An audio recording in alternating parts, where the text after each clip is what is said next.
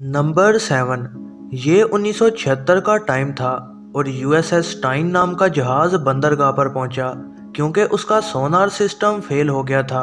फिर जब बंदरगाह पर इस जहाज़ को चेक किया गया तो इसके सोनार सिस्टम की रबड़ पर कई कट्स थे और ये कट्स 4 फुट तक लंबे थे।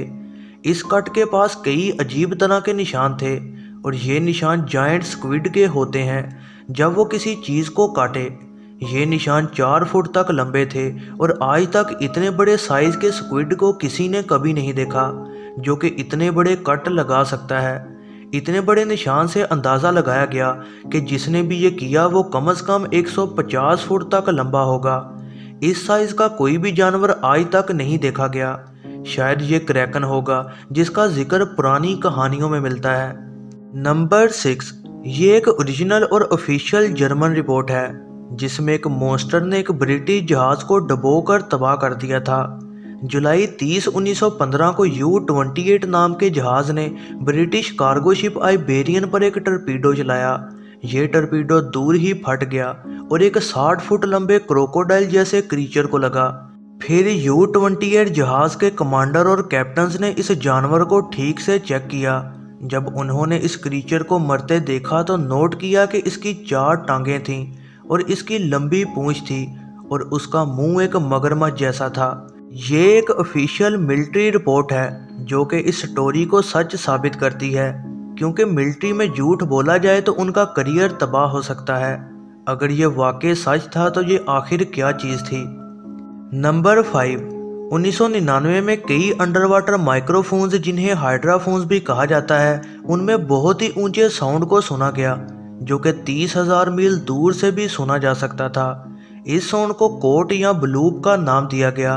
ये ऑडियो साउंड शायद किसी जिंदा क्रीचर का लग रहा था, लेकिन अजीब बात यह कि ये साउंड इतना ऊंचा था जो कि किसी भी उस क्रीचर का नहीं हो सकता जिन्हें इंसान जानते हों, यहाँ तक कि ब्लू व्हेल का भी नहीं।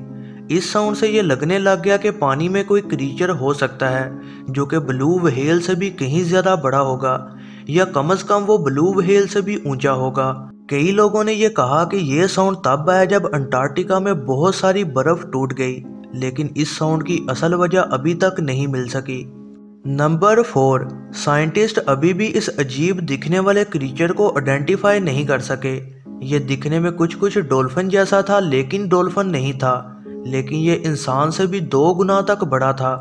ये स्केलेन आइलैंड के साहिल पर मिला था। इस फोटो में देखा गया कि ये अजीब क्रीचर बुरी तरह से काटा गया था। इसके अलावा उसके जिस्म पर अजीब बाल थे और साइंटिस्ट आज तक इस क्रीचर को समझ नहीं पाए। एक बायोलॉजिस्ट ने कहा कि उसे लगा कि ये कोई डॉल्फिन की नस्ल है जो पहली बार देखी गई और उसकी जिल्द को देखकर उसे लगा कि ये कोई नायाब नस्ल है। उसे लगा कि ये है तो डॉल्फिन, लेकिन इसके ज़मीनी जानवरों जैसे बाल कैसे हैं। ये हैरानकुन है क्योंकि डॉल्फिन्स के बाल नहीं होते हैं। नंबर 3। ऑस्ट्रेलिया में साइंटिस्ट ने एक 9 फुट की शार्क पर ट्रैकिंग डिवाइस लगाई ताकि वो इन जानवरों के बारे में और जान सकें। कुछ महीनों बाद साइंटिस्ट को पता लगा कि उनकी ट्रैकिंग डिवाइस एक किनारे पर पहुंच गई है और किसी चीज़ ने शार्क को ही मार कर खा लिया था। ट्रैकिंग डिवाइस डेटा से पता लगा कि अचानक डिवाइस का टेम्परेचर बेहद ज़्यादा हो गया था, जैसे कि ये किसी चीज़ के पेट में जाकर खुराक बन गई हो। इस डिवाइस को 2000 फुट नीचे पानी की गहराई में जाते ट्रैक किया गया। ऐसा कौन सा मॉन्स्टर था जो कि इतनी गहराई में रहता होगा और ग्रेट वाइट शार्क तक को खा जाता होगा। नंबर 2। मेगलोमेनिया एक बहुत बड़ी छिपकली थी जो कि 30,000 साल पहले रहा करती थी।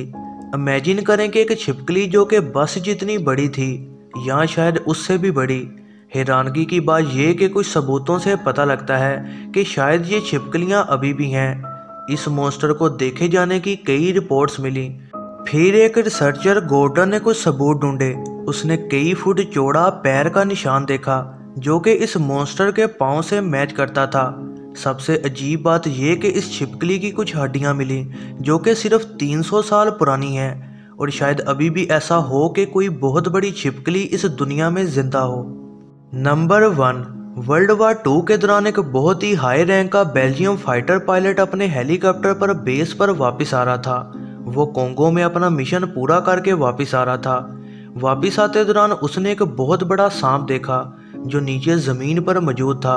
उसने अपने साथियों को सांप के पास चक्कर लगाने को कहा ताकि वो सांप को ठीक से देख सकें और उसकी कुछ फ़ोटोज़ भी ले सकें। तभी सांप ने हमला करके हेलीकॉप्टर को पकड़ने की कोशिश की। कर्नल का कहना था कि ये सांप कम से कम 50 फुट का तो होगा। फिर ऐसी ही कई रिपोर्ट सुनने के बाद ये फ़ोटो CIA को सेंड की गई, जहां फ़ोटो एनालाइज हुई और पता लगा कि ये सांप तकरीबन 200 फुट लंबा तो ज़रूर था। ये आज तक का मिलने वाला सबसे बड़ा सांप था। एंड तक वीडियो देखने का बेहद शुक्रिया।